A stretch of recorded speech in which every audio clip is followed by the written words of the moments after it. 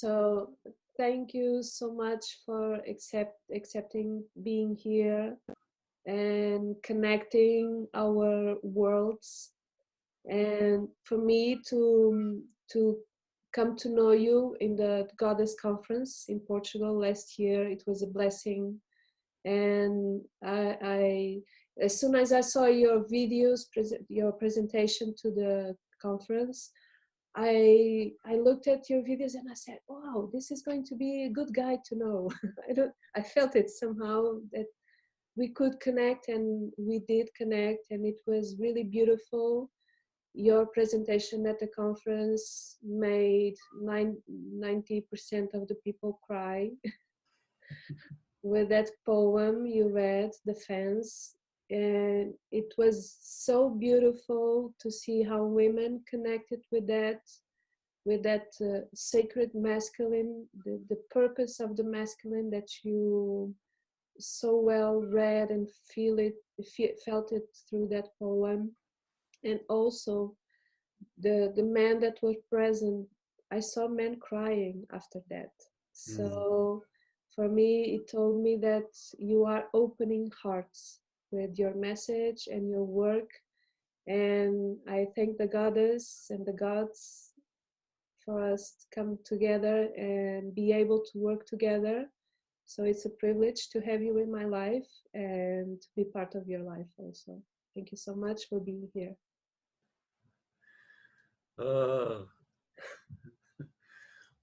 Yeah, thank you. There's not much I can say to that, but yeah, apart from that, I just need to dry my tears a little bit, like, yeah. Thank you. So Miguel, as I introduced you, we are here to talk a bit about the masculine wounds. What do you see in your work with you and your other people that come to you, men and women? And how do you feel the importance of looking at these wounds in a more serious and loving way also? For me, it's the most important work is the, you know, the addressing, healing, transforming these wounds of the masculine and feminine, and, you know, within men and within women, because it just seems to me, for a long time I worked with young people, disadvantaged youth, with teenagers with drug issues and all sorts of problems, and for me that was working at the level of effect. This is the result of the society that we live in. But as the years went by, I began thinking, well, how can I have a deeper impact on this? So, and what is the cause? Where is the root of these wounded, you know, young men and women that are in so much pain? And you know, and so of course we trace it back, and the home, their parenting, they are the results of the environments of the homes that they have been raised in. And you know, they're raised by dysfunctional, by wounded men and women who have their own wounds that have been passed down from generation to generation. And it wasn't really a conscious choice, but I just began through my own work to heal myself and heal my own mother wounds and father wounds. I just found myself in this place where it was like, unless we do this work, unless we, you know, this is the foundations, unless we do this work, nothing really changes, because it just gets passed on. Whereas if we heal the wounds, and we as adults are in balance, and we have a union of our masculine and feminine within our hearts, then just imagine the children that would be born from those people, from and that love. Your father also, right? My father? You are father. I'm a father, yeah. I'm a father. I'm a proud father of 2 sons. Boys, 2 boys. Yeah, I have 2 boys. Oki is 25 and Sol is 19 now. Mm. Yeah, and you know, it's the way it goes. But in a way, I wish that I was, you know, a little more conscious and a little bit more healed, you know, while they were growing up. But it is what it is, and we learn as we go. And my boys, you know, I left the marriage about 10 years ago, but I made a very conscious decision that it would have as minimal impact as possible on my sons. Mm-hmm. I would still be their father, you know. That didn't change, and so we have a good relationship. And I see, you know, we're in touch and so on. And I know that they watch. I don't teach them, but they watch and see how I am and the things that I do, and you know, they're absorbing it all. Yes, because we transfer, we emanate the energy, and we don't have to force nobody to see the things that we are seeing, to feel the things that we are feeling. So I believe that the great masters or the mastery comes from the emanation, the energy, the coherence of Yeah, what we do. yeah, absolutely. I agree. We learn through absorption, don't we? And yeah, so my boys have their own journey, and you know, one of the biggest tools for facilitating learning and growth, in my experience, is acceptance.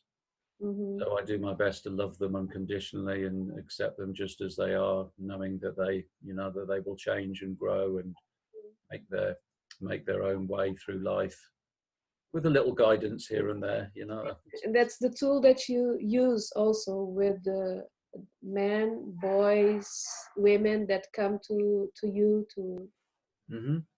your intimate space of therapy and help. Yeah, yeah. The acceptance is a really big part. That, you know, all of you is welcome. Mm-hmm. Whoever I work with, all of them is welcome. There is no judgment. There is no, you know, I don't even like right and wrong or good or bad anymore. It's just like it just is. Yes. And in that space, you know, I guess a little bit like the wooden fence, the poem that you alluded to, Mm-hmm. you know, in that safe, protective space where you are accepted and loved unconditionally and held, then that is when we relax, and when we can blossom and grow, and then, you know, because everything everything that we need, everything that we need to know will come through us when we are ready. I don't need to, you know, tell somebody what it is that they need to do. I just create the right conditions for them to see for themselves. And sometimes I might, you know, shine a little bit of light into a dark corner or something to illuminate something.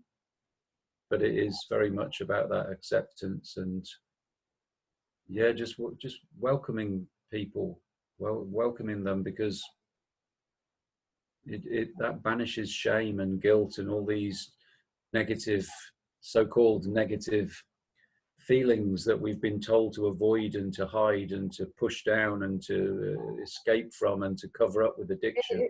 And these are also cultural beliefs of fear, guilt, sin, Mm-hmm. that conditions so much the vulnerability of men and women, the guilt of feeling fragile, the blame, the sin, Mm-hmm. being shamed. I'm shamed of my frailty and my ability to surrender. Yeah. How do you see that in the men and women that come to you? Mm. That patterns that feed these wounds in the masculine and the feminine. Yeah. I mean, I see that there is not a great deal of difference between working with women and working with men in a way. Um,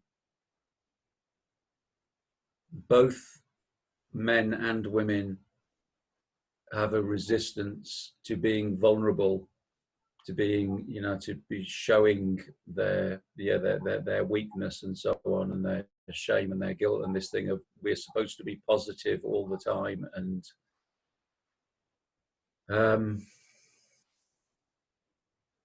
but I guess women tend to be more open for the most part, and more able to access their emotions. And so, you know, when we can access our emotions, then we can feel what it is that we need to feel, and, you know, and we have to feel it to heal it. So much healing in that. While, you know, the majority of men are so locked in their heads and have cut off from their bodies and their hearts and their feelings, that it can take a lot longer, you know, that it's just stuff going round and round their head, and layers and layers and layers. Yeah. You know, saying that says the greatest journey that we will ever make is from our heads back to our hearts. And that applies to men and women, but it is a harder journey. You know, we're generalizing here, but it's a harder journey for men, because of all the stigma around big boys don't cry, and what it is, you know, you have to be macho and cool, and, you know, you don't show emotions. So, you know, and the result of this is that we have a massive mental health epidemic amongst our men. Yes.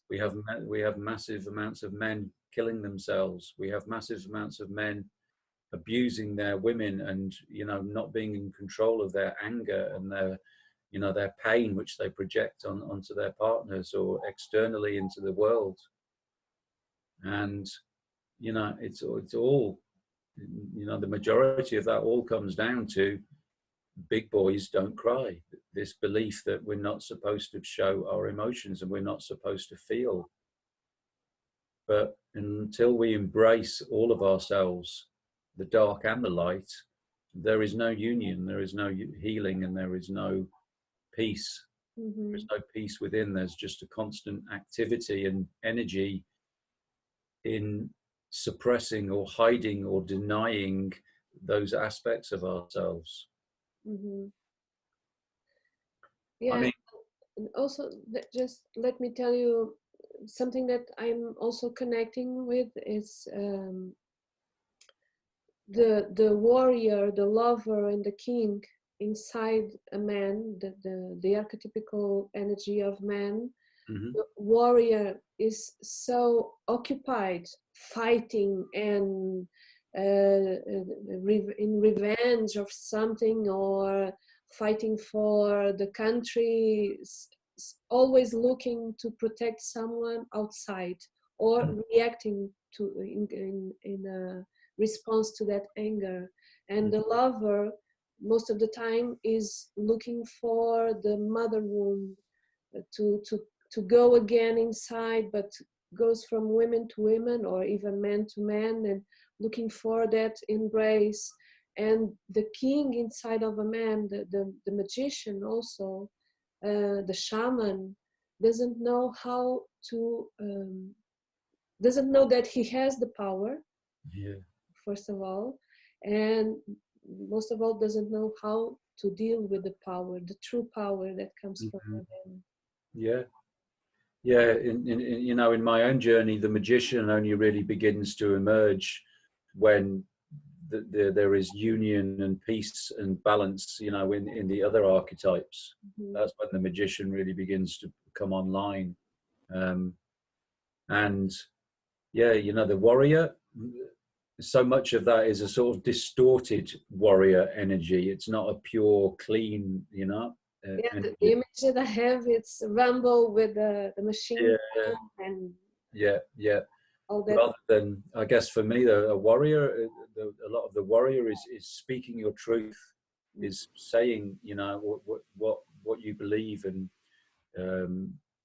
honoring yourself and honoring others, and not being afraid to speak that, even if others will, you know, ridicule you, or you know, it's like you speak your truth. And the lover, you know, I mean, it seems to me that the lover is the primary archetype that, you know, that life asked me to work with in this lifetime, from the, you know, because of my own story that I lost my mother. Well, that's interesting. I'm going to rephrase that. I didn't lose her. That's not an accurate word. I didn't lose her. I mean, the way I see it is that her contract was to leave, so that I, myself and my brothers and sisters, would have the option to go in search of the truth of love, not love from a woman. Most of your life, you felt that you lost her, right? Yeah. What took you to the quest? Absolutely, yeah. It took me to the quest. It took me to, because there was such an absence, because my mother was there for such a short time, just for 7 months as a baby. And I only recently realized this, that actually for those 7 months, she wasn't in good health. So she was depressed, and she had anxiety, and so even when she was there physically, she wasn't there emotionally or psychologically for me. She couldn't meet me. She wasn't really there. So what that meant was that, yeah, you know, I've spent a lot of years of my life in search of filling that hole, really, you know, that which was missing, that love foundation that I never received. And, you know, as the world teaches us wrongly, that, you know, that we fill that hole through another. A woman will complete me. You know, a woman will become my surrogate mother. She will give me what I didn't have when I was a child. And you know, I was blessed with the reality that none of my relationships worked, because, well, they worked, but they didn't continue, and there was a lot of purging and pain and disharmony, because life was saying to me, this isn't it, Miguel, you know, this isn't it. You're looking in the wrong places. And it took me quite a long time before I started looking in here, you know. It was inside me. It was for me to heal the feminine within myself, to embrace the feminine within me, to learn to be the mother to myself that I never had, and not to expect that from a woman. And that's the quest that you share with us in your book, Bring Him Home. It was such a beautiful book to read, so intimate, and for me it was initiatic also. It initiated me in my own wounds, and to feel your sensitivity through the voyage that you make with another person. And it struck me so hard that when the masculine came, the true masculine, the sacred and divine masculine came, the feminine wasn't ready. And most of the times women are looking for the knight in shining armor.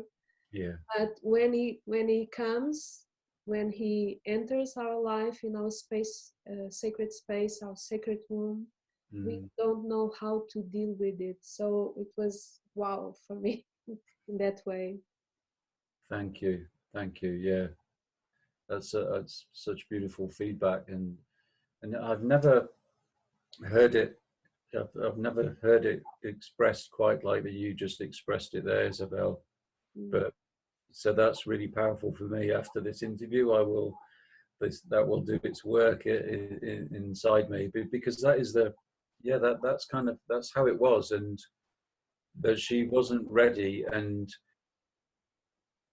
yeah, you know, that I often see on Facebook and places, you know, women saying, you know, where are all the conscious men? When are they going to show up? And you know, there's thousands, there's millions of us conscious women, and there are no conscious men. And but what I see is that it's that thing again, isn't it? It's because women are looking outside for a man to complete them. You know, this is the piece that I wrote on what is the sacred masculine. You know, where do I find him? And And it's like, well, this is who he is. But if you want to find him, then look inside yourself. He is within you. When you do the work, when you heal your father wounds, when you have, you know, come to peace with your masculine, then your man, your sacred man, will show up in the world. Yes. But you know, that takes. There was another piece that I just wrote the other day, you know, the Warriors of the Heart, about putting our swords down. Mm-hmm. And that it takes great courage, because a woman wants a man to protect her and to be there for her and to hold space and to be in his full, authentic, clean masculinity. Mm-hmm. But in order for a man to be able to do that, she has to make space. She has to stop being the man herself, and she has to trust. We are so accustomed to be all over the place, do everything, and we in generally we have the tendency to do everything, to be unreplaceable. Yeah.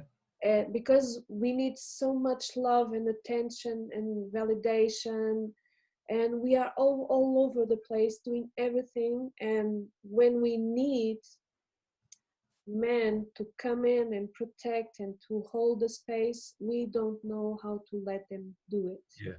Yeah. We don't know that. Not yet. Not yet, but we are planting the seeds. The seeds are and the seeds are growing. Yeah, it's an amazing journey. You know, it takes such courage to be able to do that when women haven't been honored, you know. And I'm going to say two things, one will contradict the other, but you know, they haven't been honored for generations. And yet at the same time, you know, who's to say whether you were a man in your last incarnation and you were somebody that wasn't honoring woman, or whether I was a woman and I wasn't honored by man. Yes, and we must not forget that, because I'm a woman now, but I have lives where I was a man. And also as a woman, I didn't protect my energy. I did things that violated my feminine energy. So also I have that responsibility towards myself, towards my feminine, and also towards my masculine. Yeah, absolutely. Yeah, we are. It's taking responsibility for ourselves, isn't it? And you know, with this, I guess because of patriarchy, you know, there has been you know, the masculine, or a thin band of the authentic masculine energy has been put on a pedestal, and it's all about doing and action, and you know, it's all about success and pushing forwards and making stuff happen. And because man, as you know, as you said earlier, that you know, half of the population of the world are women and the other half are their children. Yes. Because so many men are still boys in men's bodies, the woman has had to become the man, the masculine, you know, to take on that energy as well, because that masculine energy is, you know, from a primitive perspective, is going out and putting food on the table. It's going out hunting, bringing back some meat. It's about, you know, making sure that that there is a roof over the head, and that there are clothes to wear, and you know, and all those basic human needs. And so the energy for being the more creative, perhaps, energy, and the softer energy, and the more being energy, and the stillness, and the receptive, and you know, that has had to take a second, you know, take a back seat, because the primary stuff has to be sorted out. And so the feminine energy has become denigrated and has become smaller and smaller, because there's so much energy put into the masculine of just keeping everything together. And this crazy world that we live in, where it seems that you have to run faster and faster and faster to just to stay always still. being and doing better and better all the time. Yeah, yeah, Prove yourself worthy of something. yeah. Yeah, so it's an interesting place that we find ourselves in. But it is shifting, you know, it is changing. And Feel that change? How do you perceive it and connect with that change?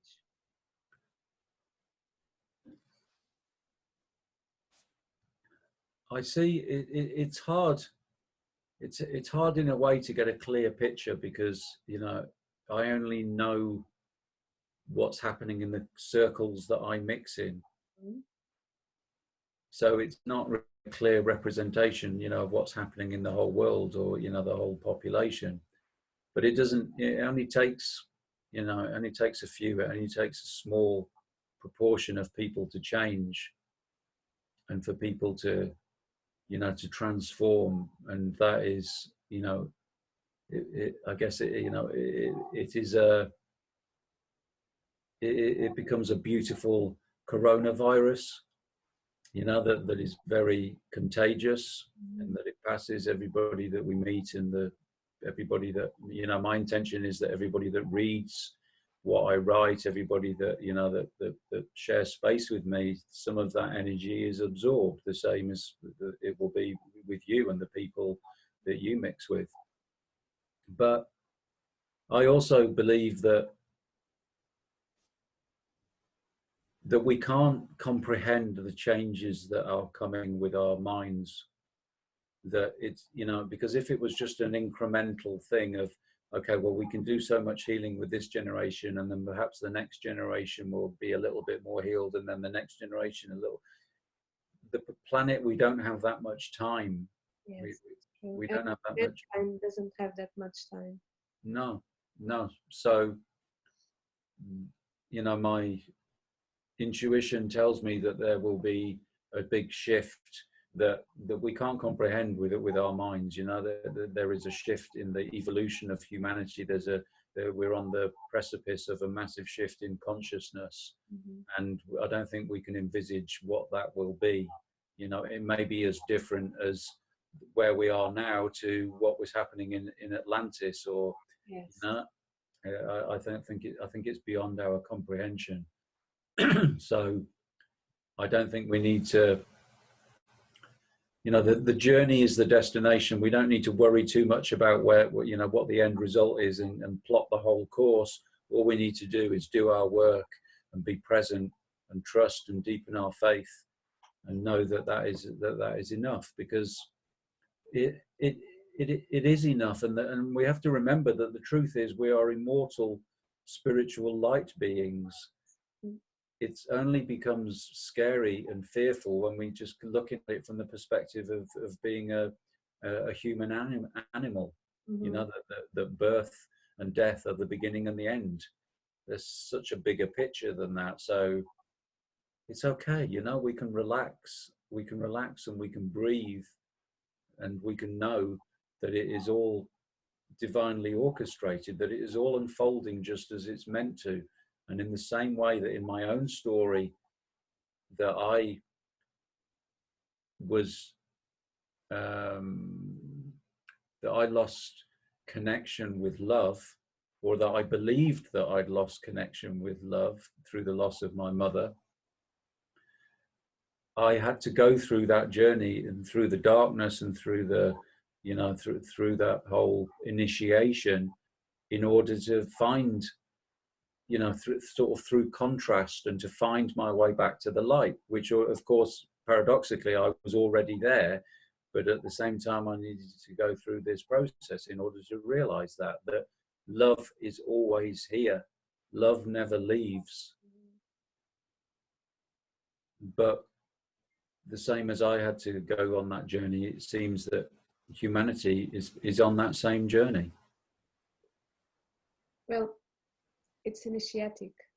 We are all in this labyrinth of the shadow, our inner shadow, all the shadows that we created in our lives, in our heads, the stories that we tell ourselves about who we are, and we need to start to shed some light on that, to put another perspective. And one of the things that I most appreciate in you is your coherence, the way you write. I'm a writer, I'm a journalist also, so I connect with the truth that comes from the writing. And that coherence that I feel in your words, I know that you, before you write them, you feel the information, you feel the pain, you feel the shadow, and also you feel the bliss of life and love and light.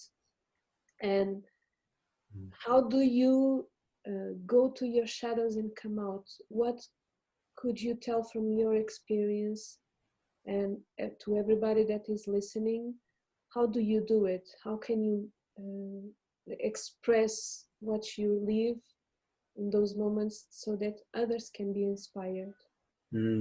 Because I feel that people are a bit lost in their shadows. Yeah.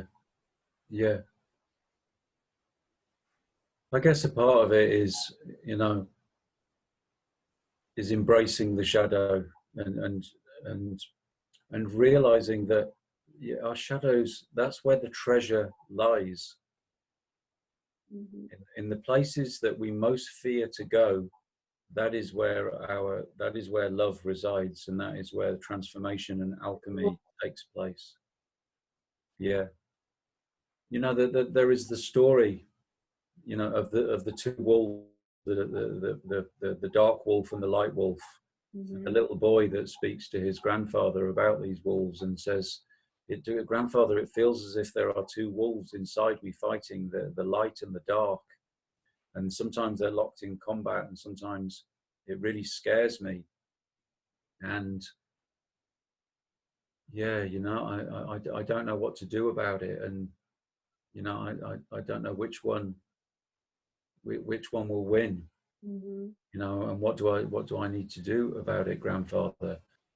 And the traditional response, the traditional part of that story then goes on to say that the grandfather says, well, the one that will win the fight is the one that you feed the most.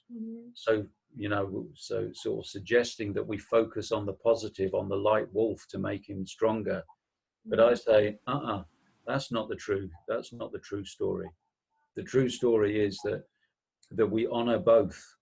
And if the dark wolf is the vicious, angry one, then he's only vicious and angry because he's trying to get our attention.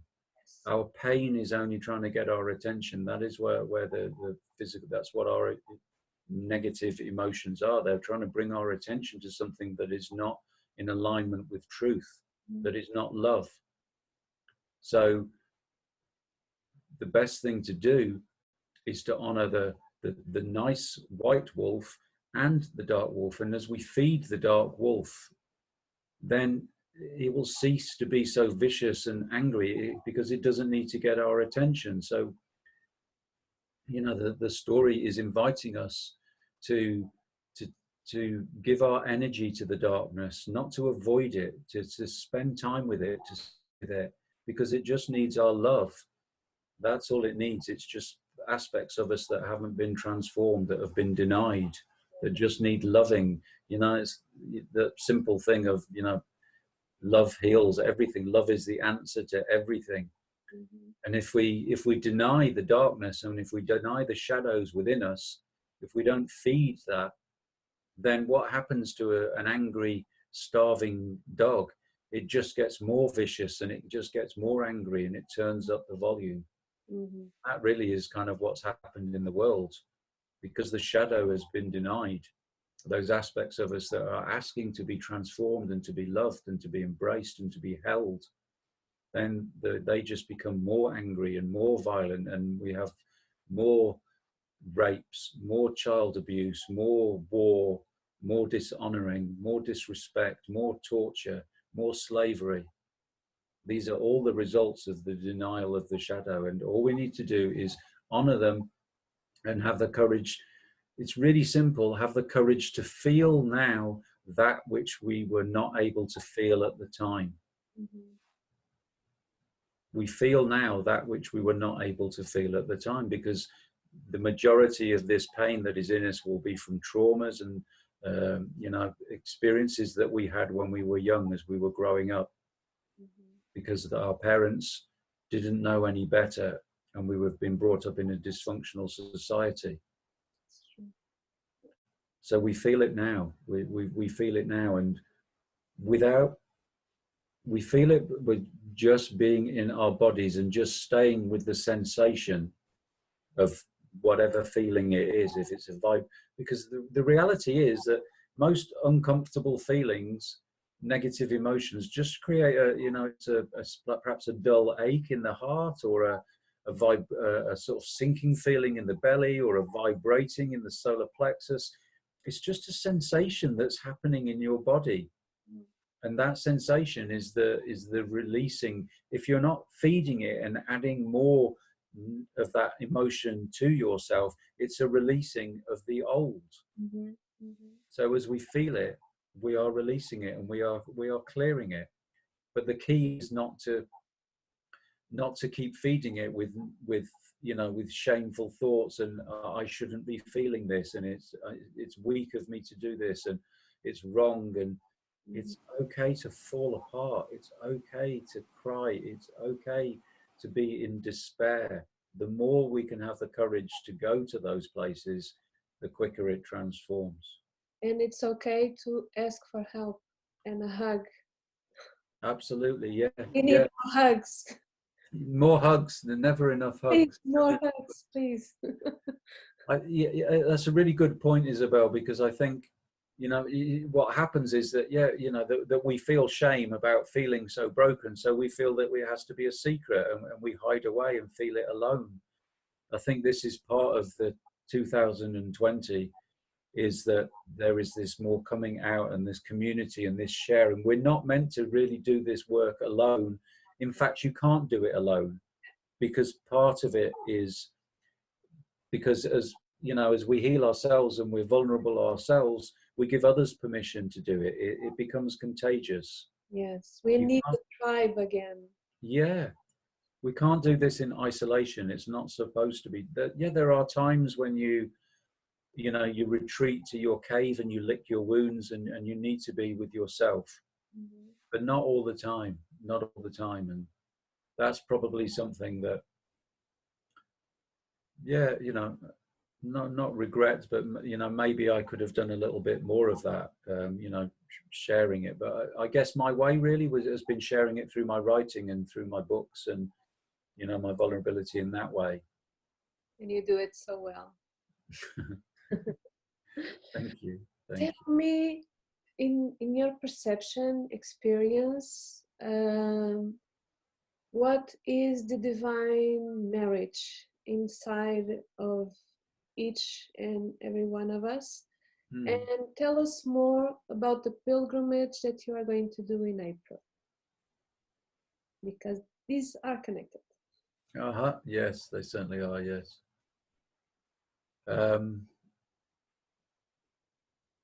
The divine marriage, you know, it's like, I don't tend, although I write a lot, I don't read. I haven't read a book for years, and I choose to access my information directly from source, if you like. You know, my information, my realizations, my insights come usually when I'm walking on the land. You know, it comes in the space, through allowing, through the emptying. That's where my knowing and arises from.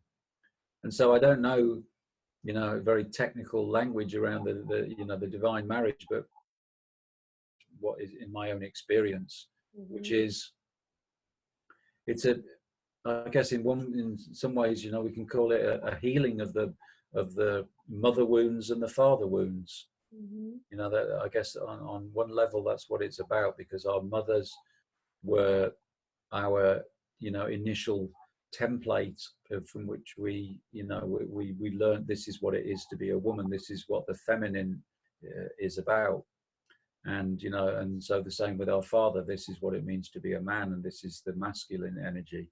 So we, you know, we absorb a lot of that. And so, you know, our parents often did a very good job. Mine certainly did, of showing us what, you know, what did the divine masculine is not, and what the divine feminine is not. So, you know, that's helpful because it narrows it down a little bit. You know, it's not that. So, okay, what is it?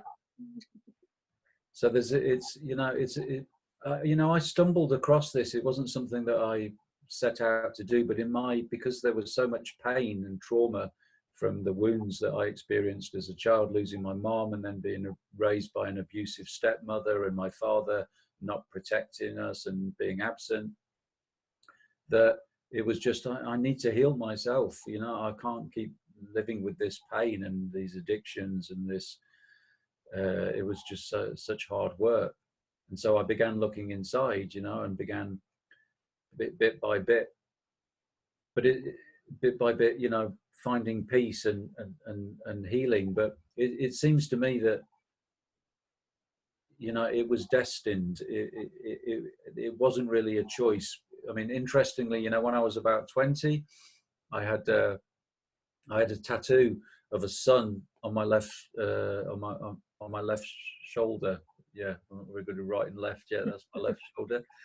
And you know, my understanding was that those were the times when I was beginning to explore the masculine. What does it mean to be a man? And you know, and I had to, because I was quite a shy and very low self-esteem and very scared, you know, young man and boy, very very low self-esteem. So I had to quickly learn how to survive in the world and focus on my masculine energy, and you know, and how to take care of myself. But then about 10 years later, you know, I began to be introduced in more the feminine energy, and all of a sudden I felt out of balance with this tattoo. So I had a crescent moon, a symbol of the feminine, on the other shoulder. And you know, and it wasn't until years later that, you know, I began to see, all right, there was this balancing and this inner knowing that was happening all the time. And there were times when I was addressing the, you know, father wounds directly, learning how to survive in the world, and then later came the addressing the feminine and being okay with just being authentic, just allowing myself to be what felt most in alignment with truth within me. And then, you know, and they've alternated. There are also these different layers. There are different layers of healing, but ultimately it is just about honoring the feminine principles and the masculine principles. You know, that there is and discerning when each one is called for, you know, when it's a time for doing and pushing forward and speaking my truth and doing the masculine stuff, and when is a time to hold back and rest and be gentle and receive and listen. So, you know, it's an ongoing journey, and it's about the, you know, the sort of yin yang and the blending and the swirling of these energies. I guess that's what the inner marriage is for me. It can be summed up maybe by a soft, gentle strength, you know, so that it has the gentleness, but it has the strength as well. And it's like, one knows just which, there isn't a conscious decision of okay, now I need to be more masculine, or now I need to be more feminine. There's just an intuitive, it just arises. And there is a peace that comes with that, you know. That's what I find, that there is an increasing peace, because it doesn't matter too much whether you're in a male body or a female body. The dance is the same. Yes. Of the masculine and the feminine. We get so hung up on the genders and whether we're a man or whether we're a woman, and actually it's the same journey for a woman. Well, not the same journey, the same but different, you know. It's the same but different. So that's what this union, and my understanding is that, you know, in this union then something extra is born, that there is the whole is more than the sum of the parts. So that as this union deepens within me, which I feel it deepening within me, there is, you know, sometimes it's referred to as the divine child is born. And I guess for me, my first divine child was this. Yes. You know, if it hadn't been for that journey, then and you know, those experiences and that purging and clearing and healing of the wounds within myself, that, you know, the book would never have been born. You know, it was birthed from that work. So this divine union is, you know, it's deepening, it's ongoing, and I don't know what it has in store for me, but I suspect that what it has in store is stuff that I can't comprehend with my mind anyway at the moment. Yeah. Which takes me to the pilgrimage, the second part of your question. I've known for a long time that I would walk the Camino. Mm-hmm. But I guess in a way I was often too tangled up in relationships, and yeah, I was too invested in the external feminine, and it's only recently that I've arrived in this place where there is such a deeper, more complete and sense of peace just being with myself. Mm-hmm. And so, you know, the idea found me and said, okay, Miguel, now's time to do the Camino. And when I began exploring it and looking into it, first of all, I was looking at the Camino Frances along the north coast of the top of Spain, and it was just too busy and too touristy, and it was like, no, that doesn't feel right for me. So I began looking at the other Caminos, and it was just like, it just all fell into place, because the Camino Via de la Plata, which I will walk, which starts in Seville, mm-hmm. and ends in, you know, in Galicia, in Santiago de Compostela. And, you know, where it begins is the province of my birth mother. She was born in Andalusia. That was where she lived. And where it ends is Galicia, where my father now lives. Wow. So there is his, it just kind of feels very divine again, as if it was meant to be.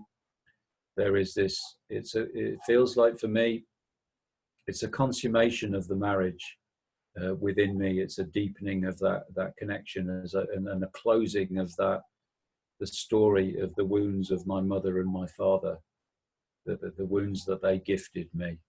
Mm-hmm. And also the love that made you. And also absolutely, yeah. Because it's an act of love, your mother receiving the seed of your father. Yeah, yeah. It's very true. There's that's so true.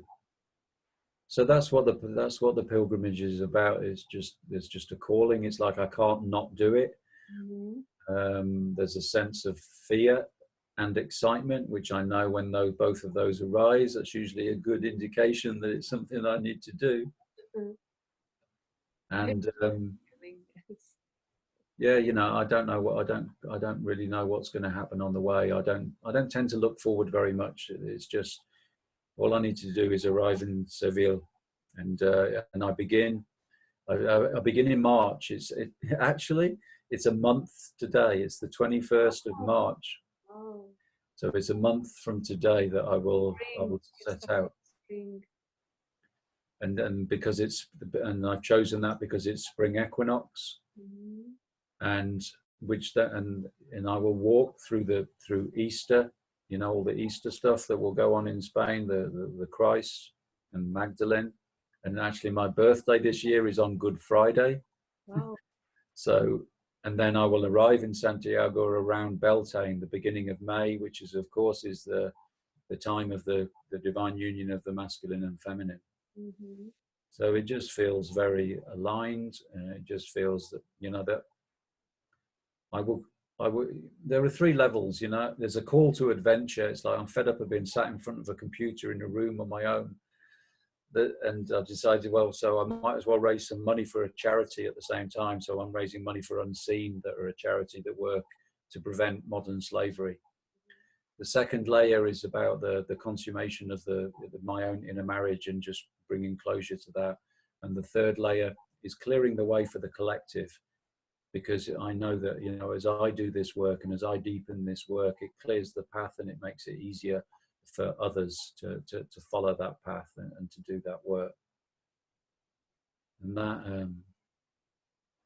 yeah, Wow. I can really feel that as a And thank you so speak much that. for that service that you are going to live in your body and in your emotions, because I know that we are going to gain a lot from that experience, and maybe another book comes out from that experience. Another divine child comes to this earth through you from that experience. So it's my prayer also for you to bring something to us through that personal experience, to inspire. Yeah. It can't be any other way, Isabel. It is done in service, and yeah, that's what will be. And yeah, it will happen. I don't quite know what it will look like yet, but we don't. What they say about the Camino is that the Camino is doing the Caminho. So you have to do it to be on it. So yeah. And I understand the fear and the excitement all both together. I'm going to do my 4th year of Vision Quest, and it's 13 days and 13 nights in silence, alone, and fasting. So we'll be together in that time also, because on the Easter I will be in the middle of my voyage also.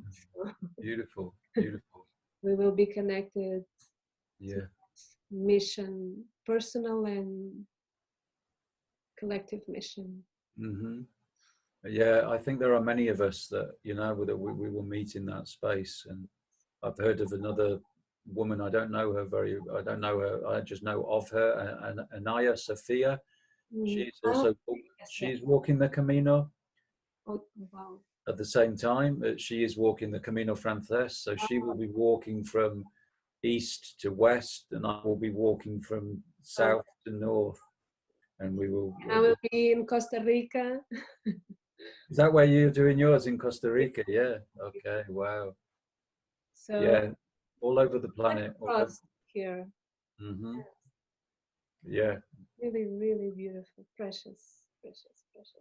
Yeah, you know, we all do our little bit, and we can't measure it as little or big. We just do what we are guided to do. We are asked to do, and that's enough. Yes. Yeah. Miguel, thank you so much. It's a pleasure to be here with you, and I think we are going to meet again to talk about other things. We have so many sub themes here to explore and to dive in. And looking forward for you to come to Portugal, and maybe we do something together, combine everything that we are doing for mankind, for men and women and children, because we are preparing the grown-ups to be fathers and mothers. And well, thank you for this hour and the magic that you bring in your words and your heart. Thank you so much. Thank you, Isabel. Yeah, it's been a beautiful conversation. It's really touched my heart as well, and yeah, I look forward to coming to Portugal and collaborating. We do something together, and yeah, that would be really good. Thank you for the invitation, and thank you to everybody that may be watching or listening to this. Let's just all remember that it's all unfolding perfectly, and there's nothing to fear. It's okay. Love is always here. Thank you.